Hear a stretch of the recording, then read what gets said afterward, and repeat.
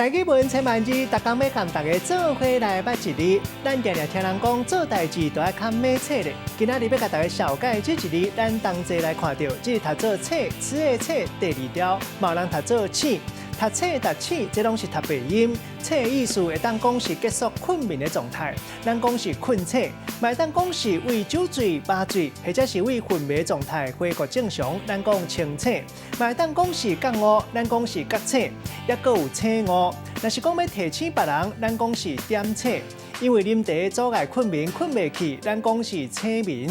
这个文音读做醒，带大家做伙来小解这两个词。头一个读做马册，会当讲是一个人提高境界，像讲叫人都爱看马册咧；嘛会当讲是形容一个人骹手真敏捷，像讲做事真骨力，咱讲伊骹手真马册。第二个词读做醒目，嘛会当讲是眼目、听目，意思就是吸引人目睭掠咧金金看。咱用一句话来举例，甲这两个词合做伙。